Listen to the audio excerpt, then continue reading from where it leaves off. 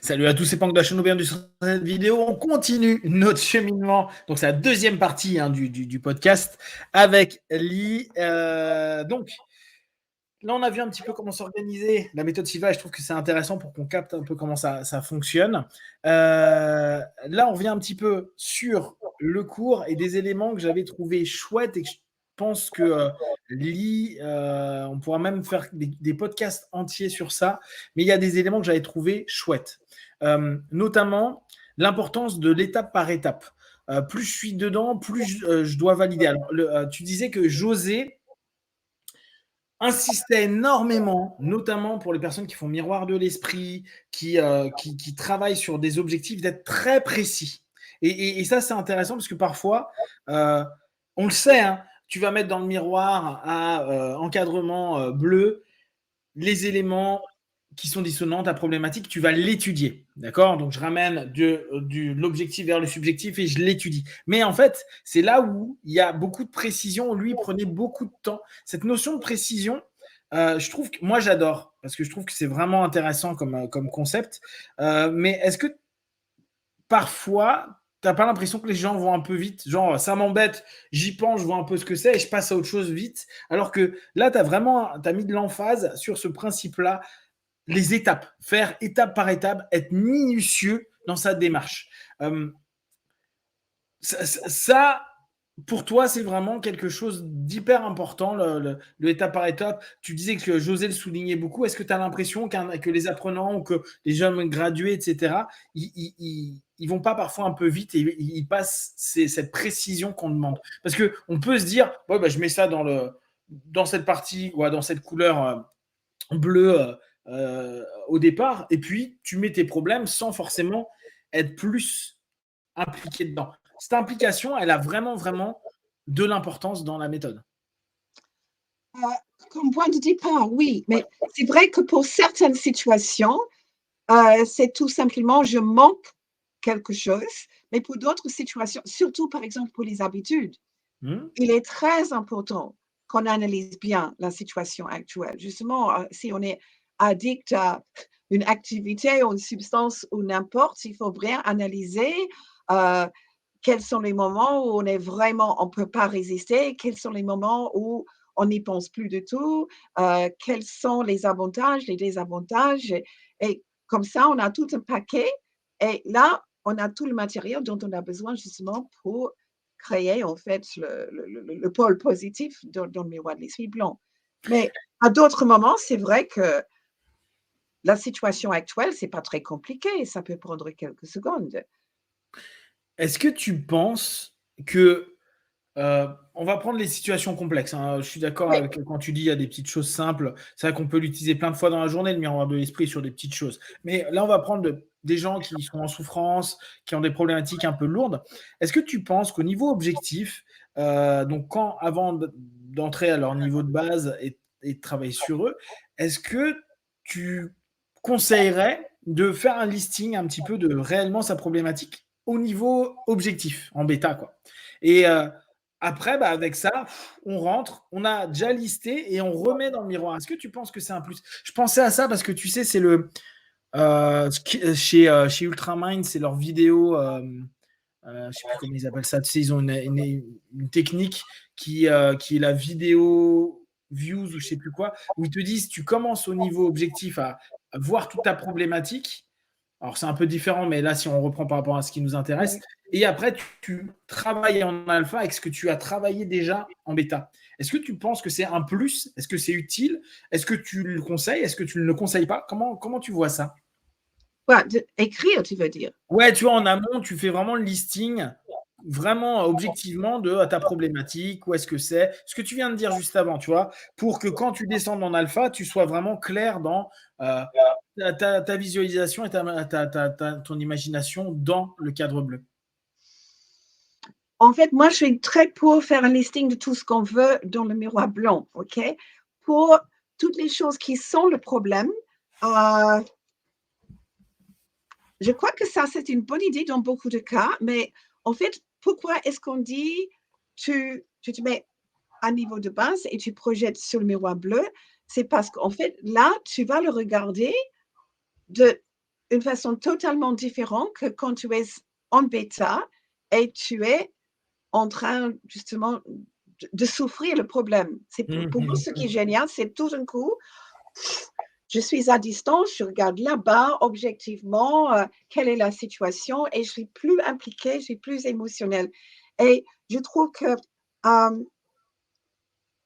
ça pourrait être très intéressant, effectivement, de noter certaines choses. Mais si on se dit ça, c'est tout ce que je vais faire dans le miroir, on risque de couper un peu l'intuition. Moi, je sais plusieurs situations, par exemple, où on croit qu'on a un certain problème, on entre un niveau, on projette sur le miroir, on commence à étudier et tout d'un coup aussi, ah, ça c'est une idée, ou je n'avais pas pensé à ça.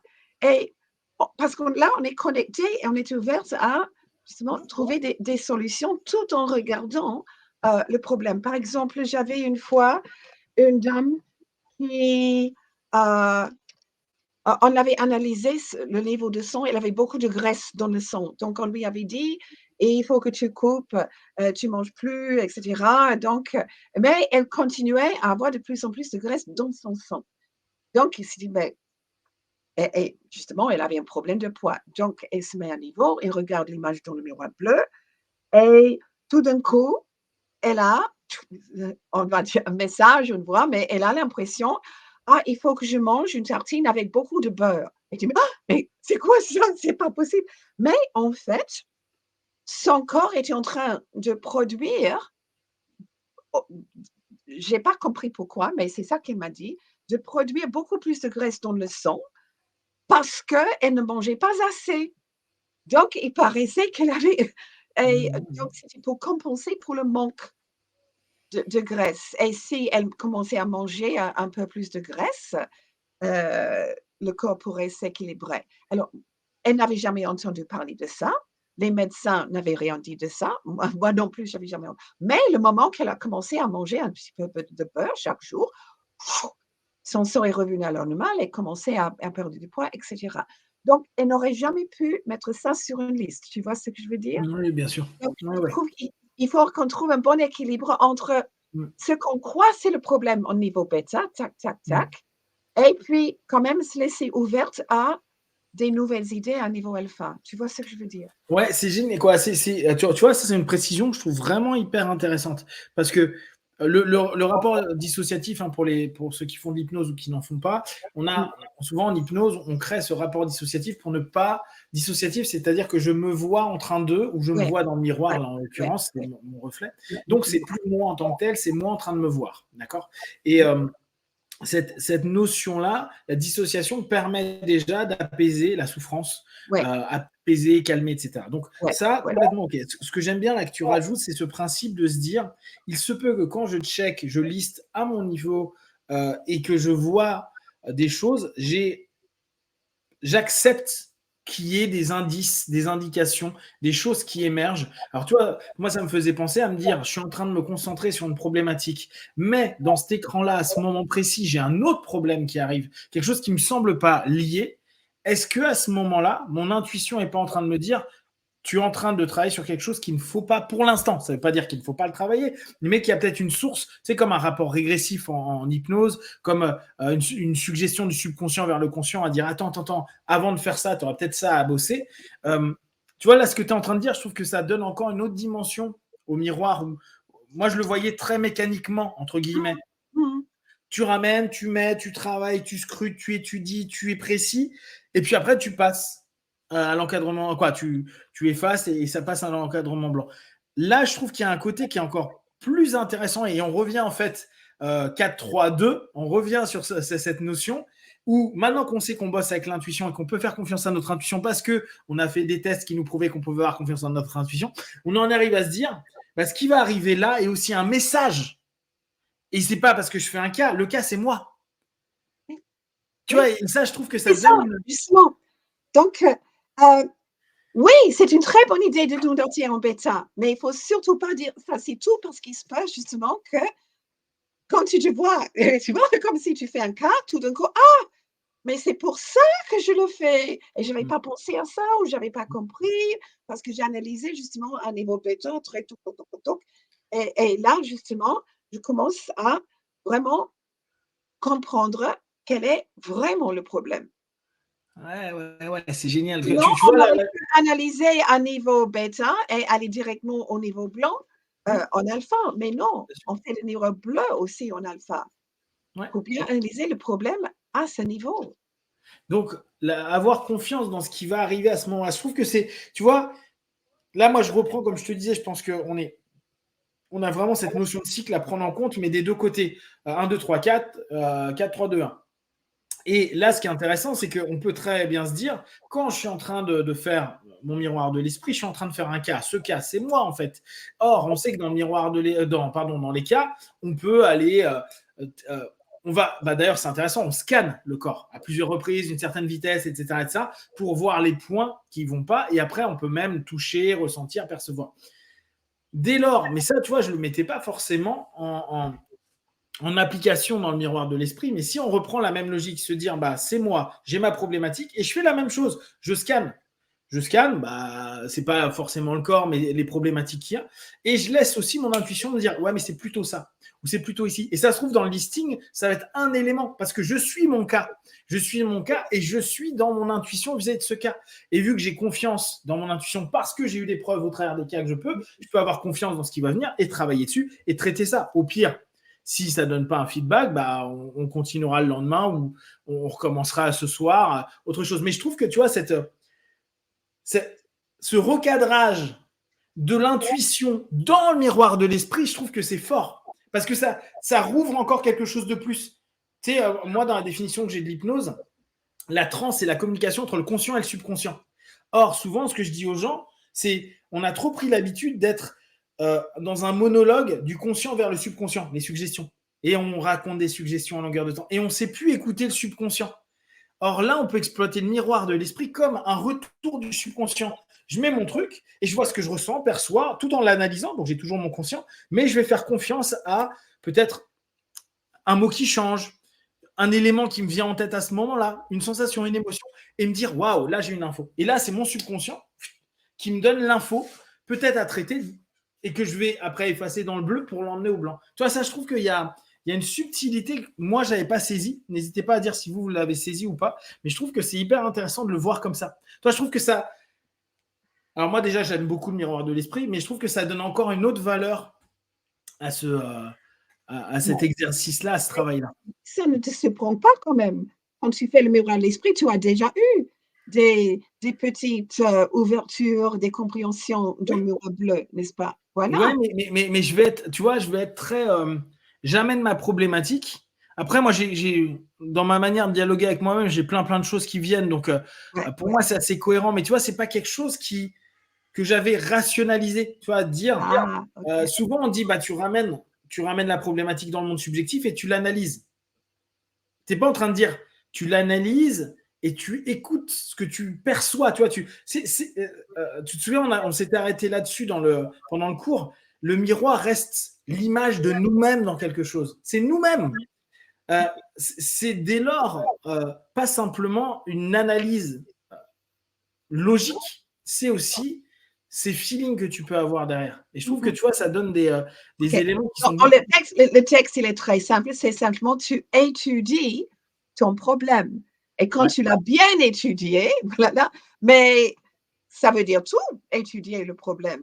Ça veut Mais, dire mais, le comprendre peut-être d'une nouvelle façon qu'on n'a pas compris auparavant, parce qu'on étudie objectivement, à niveau, on se perçoit justement comme un cas. Et là, souvent, il y a des ah, mais c'est vrai, je n'avais pas pensé à ça. Mais oui, en fait, ça, c'est la vraie nature de mon problème. ouais, mais tu vois, dans étudier, alors là, je reprends vraiment les trucs très français. Nous, on avait ce qu'on appelait les études de texte. Et c'était technique. Tu vois, on avait un texte Ah! et Oh, c'était 1, 2, 3, 4. ouais, L'auteur a voulu dire ça. Tiens, là, il a fait une métaphore filée, donc il a voulu dire ça. Donc, tu vois. Et je pense que quand tu. Alors, après, n'hésitez pas à mettre des commentaires pour me dire comment vous entendez le mot étudier. Mais quand tu vas dire ça à un Français, nous étudier, déjà, ça nous ramène à l'école, petit 1. Petit 2, mmh donc, ça nous ramène à des devoirs. Et tu as des trucs, je te dis, où nous, on a grandi beaucoup avec les études de texte. Et c'est technique, c'est 1, 2, 3, 4. Tu dois vraiment aller dans. Donc, quand tu me dis ça, moi, je voyais plus cette notion vraiment très matérialiste du truc. Fais une liste. J'ai une to-do list, je check tout, je sais d'où ça vient. Tu vois, je réponds à un QCP, tu vois. Quand moi, j'entends en anglais « study the problem », Ouais. pour moi, le sens, c'est plutôt « examiner ». Est-ce que ça, c'est plus exact? Ouais. Examiner le problème. Examiner, ouais. C'est une des choses que tu dis toujours, examine-le, teste-le, etc. Mais c'est ça que ça veut dire, en fait. Exactement. Mais passer en examen. Examine le problème. Mais tu vois, je pense que cette petite finesse sémantique, elle peut Toujours le changer. problème avec une traduction. On traduit avec le mot, mais derrière, il y a tellement d'autres, comme tu dis, subtilités que Ouais. Parce que tu vois, là, ça change mine de rien. Est-ce que là, tu vas pas avoir un gradué qui d'un coup va se dire, OK, mais parce que regarde, on va reprendre très basiquement. Ce qui arrive souvent en hypnose, quand tu dis à quelqu'un, tu vas imaginer quoi. Là, tu te retrouves dans, allez, on est dans une séance en hypnose, tu te retrouves dans un lieu où tu te sens bien. OK, là maintenant, tu vas imaginer un écran, tu te sens bien. Là maintenant, tu projettes dedans ta problématique et tu laisses aller ce qui arrive. Toi, tu dis juste ça, tu laisses aller ce qui arrive. La personne, elle va dire non, mais j'arrive pas à me concentrer, je suis pas sur le problème. J'ai autre chose qui me vient en tête. Or, nous, hypnotistes, on va dire super, qu'est-ce qui se passe dans ta tête? Je sais pas, bon, j'ai un problème avec quelqu'un et là, c'est une autre personne qui vient. Et ça n'a rien à voir. Et ben nous, qu'est-ce qu'on va dire? On va dire, mais c'est très bien. Vas-y, qu'est-ce qui te vient en tête quand tu vois cette personne-là par rapport à ta problématique générale? Ils ne se connaissent pas, mais ils ont le même caractère. Et bam, là, tu commences à avoir des éléments parce que tu as fait confiance à l'information qui est arrivée. Or, souvent, l'hypnotisé ou l'auto-hypnotisé va se dire ah, j'arrive pas à me concentrer, je fais pas bien mon travail. Tu vois, il va y avoir en plus une espèce d'autocritique de on m'a dit de checker et de vérifier la liste ou de lister les trucs, d'étudier. Et en fait, j'ai d'autres idées qui me viennent en tête. Je suis pas concentré, je fais pas ça bien. Et tu vois, il va y avoir tout le côté de je suis un mauvais élève et j'ai mal fait la technique, donc je passe à côté. Alors que ça se trouve, si tu dis bah oui, mais tu peux commencer à aller regarder la situation et tu vas avoir des informations vu que tu es en alpha, donc que tu es réceptif, qui peut-être peuvent te sembler sans aucun lien, mais qui pourtant, et là on reprend l'exemple du beurre, en a un parce que tu sais mieux que ce que ton conscient s'est limité à regarder, et bah, tu vas modifier la perception. Et tu vois, je pense que cette notion de dire faites aussi confiance à ce qui vient dans l'étude, c'est pas que, tu vois, pour moi, étude, c'est vraiment tu restes collé au texte et tu te donnes pas forcément le droit parce que dès qu'on partait un peu loin, les profs nous disaient hors sujet. C'est pas ce qu'a voulu dire l'auteur. Tu vois, donc, tu vois, ça, je pense qu'il y a un élément peut-être à préciser. Alors, après, c'est peut-être moi qui ne l'ai compris comme ça et je peux l'admettre, mais ça peut être sympa de voir avec d'autres apprenants, avec d'autres gradués, leur retour par rapport à ça. Parce que je pense que là, il y a quelque chose à se dire, cool, le miroir, dès lors, le miroir bleu, il devient vachement plus intéressant. Parce que là, on a l'impression, j'exagère et je schématise, mais que le miroir bleu devient un peu la poubelle de tous les problèmes que tu veux plus, tu vois. Tu balances tes trucs, tu mets ça dedans, puis après, vivement que j'aille au miroir blanc. Alors que si le miroir bleu devient un écho à ta problématique, pas simplement un endroit où tu fixes ta problématique, mais devient un élément qui t'offre la possibilité de t'écouter, te voir, te percevoir, t'entendre et faire confiance à ton intuition. Bah, je trouve que dès lors, pour moi, study, ça veut dire améliorer ta compréhension. Mais c'est ça, je suis sûre que c'est ça qu'il voulait dire. ouais. Donc, tu regardes le problème dans le miroir pour mieux comprendre, pour avoir une meilleure compréhension de ce qui est vraiment le problème. Mais Mais c'est nous, on va rester en pas, rationnel. moi, j'ai jamais compris étudier dans le sens que tu me l'as dit, mais comme tu dis, mais c'est le système d'éducation française qui fait comme ça. Hein. Ouais, tu vois, nous, on a un côté très rationnel. C'est si je dois comprendre. J'ai remarqué. Tu me dis de comprendre, moi je comprends. Si tu me dis étudie et fais confiance aux informations qui arrivent, tu vois, juste ça, hein, bah, tu modifies toute ma perception. C'est j'étudie et je sais qu'il peut se passer des choses que je peux étudier aussi. Mais c'est pas juste ce que j'ai posé. Dès lors, ça ouvre un champ de perspective qui est plus du tout le même. Et dès lors, pour moi, le miroir bleu devient hyper intéressant et pas simplement un truc où je dépose et que j'étudie. Il devient un moyen de nourrir mon intuition par rapport à ma problématique, qui est plus du tout pareil. Oui, absolument. Ouais. Tout ça parce que tu m'as demandé est-ce qu'il vaut mieux faire une liste. C'est ça. Excellent, excellent. Non, mais tu vois, c'est en ça où je trouve que c'est intéressant de revenir dessus et se reposer des questions dessus, parce que je pense que, alors imagine, hein, là c'est entre anglais et français. Imagine Daniel qui va traduire en chinois. Quand tu fais, puis tu as des langues, quoi, c'est une langue conceptuelle le chinois. Tu as des trucs, comment le mot il va passer, comment l'idée va passer. Ça, je trouve que c'est hyper compliqué.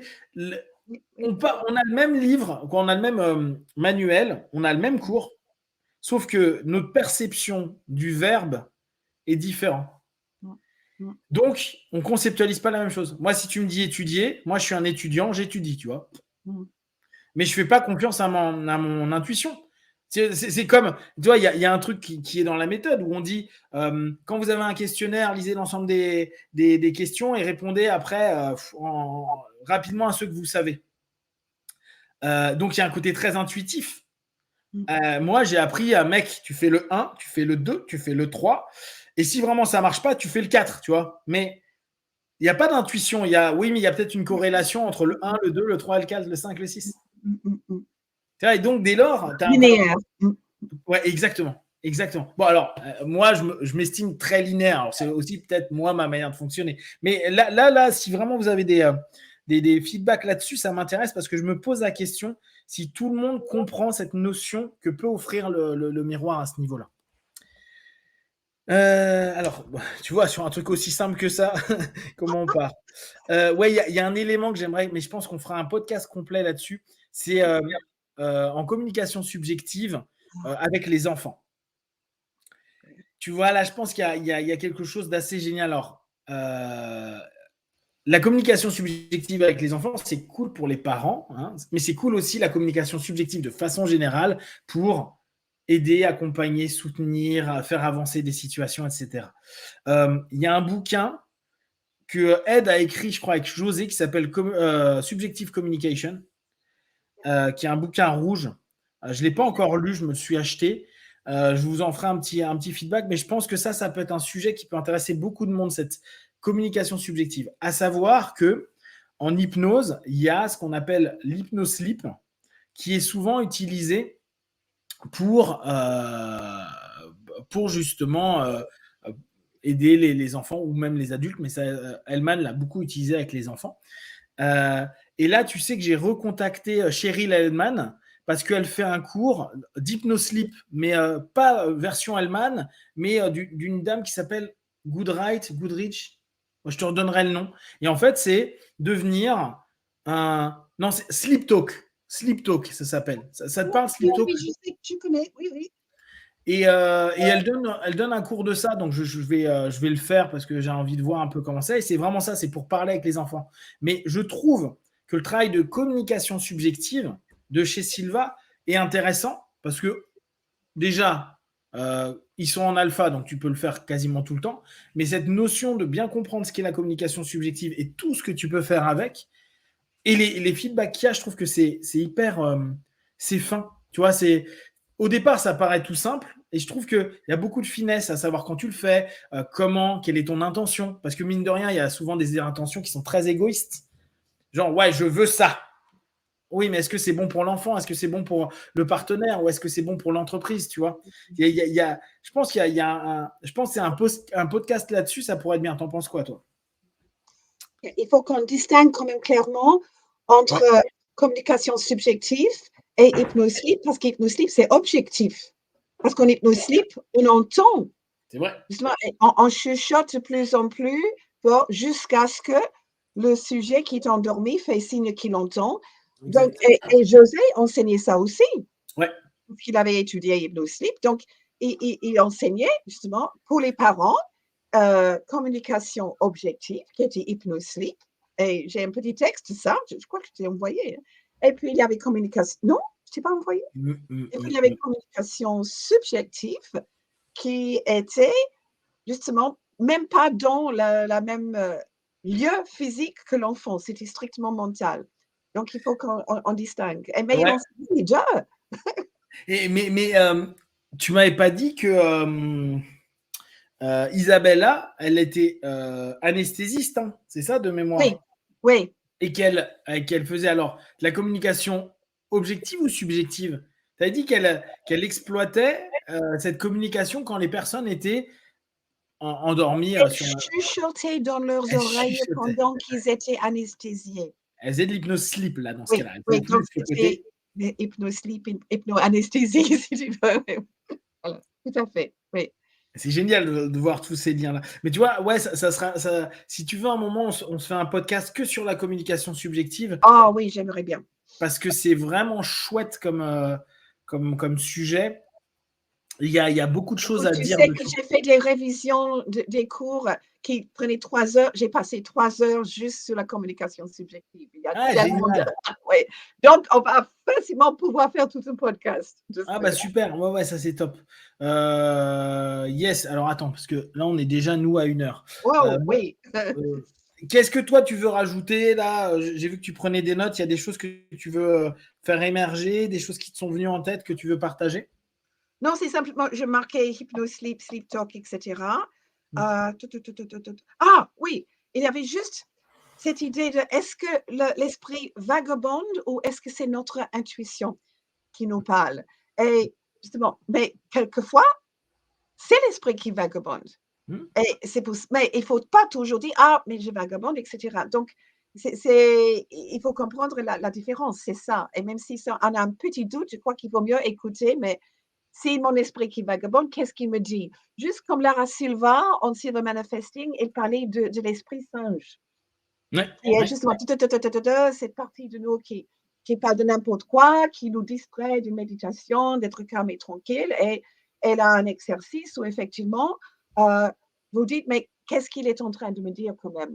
Est-ce qu'il a peur que je suis en danger? Et si oui, quand même, qu'est-ce que je peux faire pour, le rassurer et le prendre en compte, en fait, plutôt que de dire: «Non, non, non, je ne veux pas écouter» et puis ça revient.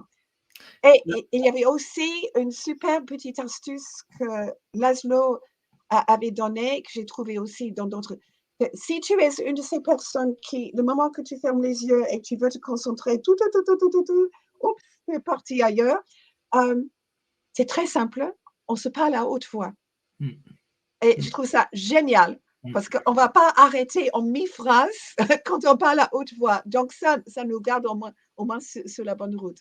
Et c'était tout. Je voulais juste dire ça. Pour les gens qui ont l'esprit qui vagabonde, parle à haute voix. L'esprit, il Bah, peut toujours t'amener dans des directions intéressantes, mais tu vas rester quand même sur la même route au lieu de sauter dans toutes les directions. ça rebondit sur une remarque qu'a fait Mina il y a une semaine. Elle a laissé un, un commentaire sur émission José. Ouais, bon, elle avait mis ça sur l'émission José, le premier qu'on avait fait, donc il y a 3 semaines à peu près. Et à un moment, elle met est-ce qu'il y a une façon d'être sûr que la sensation est bien une intuition, surtout quand parfois ça peut ressembler à une inquiétude. Tu vois, c'est pas évident. Effectivement, je trouve que sa question, elle est très, très pertinente. Comment tu peux t'assurer que c'est une intuition et pas une inquiétude une inquiétude, une inquiétude. Parce que il y a beaucoup de personnes qui projettent sur l'avenir et qui projettent Oui. pas forcément des choses très, très positives. Mais parfois, ces choses-là sont des intuitions, tu vois. Comment toi, tu pourrais conseiller quelqu'un et dire non, ça c'est plutôt une inquiétude, ça c'est plutôt ton intuition. Je suis désolée, il n'y a pas une réponse simple et directe parce Bien que sûr. effectivement, tout le monde a ses doutes. Tout le monde a de l'intuition, mais dit: «Ah non, ça doit être parce que j'ai peur ou ça doit être parce que» et ils ne savent plus comment et tout ce que je peux dire, c'est: il faut pratiquer beaucoup les cas ou les et établir Mmh. des points de référence. C'est pas la pratique et l'expérience, Mmh. parce que chaque personne a des points de référence totalement différents. Alors une personne va dire: «Ah mais moi je sais que c'est une vraie intuition et pas une peur, parce qu'il se présente en rouge, par exemple, et quelqu'un d'autre va dire, moi, je vais savoir parce que j'ai mon troisième œil qui commence à picoter. Et quelqu'un d'autre va dire, ah, je sens ton tripes. Donc, point de référence, c'est très individuel. C'est là où là, moi, je suis vraiment, vraiment d'accord avec ça et j'aime bien cette notion de point de référence. On peut savoir que c'est notre intuition parce qu'on a eu suffisamment de retours d'expérience qui nous Ouais, disent que c'était notre intuition ouais, et ouais. qu'on se dit, quand j'ai ce type de pensée-là, c'est que. Et il y en a, ils te le disent. Hein. Ils disent, j'ai rencontré cette personne-là, j'ai ressenti ça, je savais que ce n'était pas une bonne personne. Et pourtant, je n'ai pas écouté. Gna, gna, gna. Et ils te décrivent clairement. Ils ont Ouais, leur point de référence. Mais ils se sont dit, mais non, je me fais une histoire. Ils l'ont. Ils connaissent. Ils la connaissent en plus parfaitement, le point de référence. Il y a des moments où on les a déjà, nos points de référence, mais on n'en a pas conscience et ni confiance. Alors qu'ils sont déjà présents. Ça fait des années qu'on le sait, on le sait, on le sait. Et ça, je trouve que effectivement, développer ces points de référence, donc faire des cas, travailler son intuition sur des choses, comme les cas, c'est clairement l'un des objectifs clés, hein, développer l'intuition, le feeling, créer ses points de référence et pouvoir avancer avec ça. Top. Génial. Tu as quelque chose pour terminer cette session? non. Non. Au top. On continuera un petit peu à papoter de ça. Peut-être la prochaine fois, on se fait la communication subjective. Ça peut être sympa, ça. On garde ça pour la semaine prochaine. De toute façon, vu qu'on se laisse très libre dans la façon de partager, s'il y a d'autres choses qui nous viennent en tête, on en parlera en parallèle ou on fera un autre et ainsi de suite. Au top, je te remercie. Et puis, comme d'habitude, de tout ce que l'on propose, ne prenez que ce qui est bon et juste pour vous. Testez, observez, analysez, concluez. N'hésitez pas à me faire des petits commentaires par rapport à Miroir de l'Esprit, l'étude, le mot étudier. N'hésitez pas à me dire ce que ça fait en vous. Est-ce que vous êtes en écoute de votre intuition dans ces moments-là? Ça serait vraiment intéressant. Ça serait bien aussi qu'on pose la question sur le groupe pour voir avec les diplômés ce qu'ils vont en dire dessus. En tout cas, n'hésitez pas et partagez tout ça et moi, j'y répondrai le plus rapidement possible ou avec Lee directement en podcast. Prenez soin de vous. Ciao, ciao. Ciao.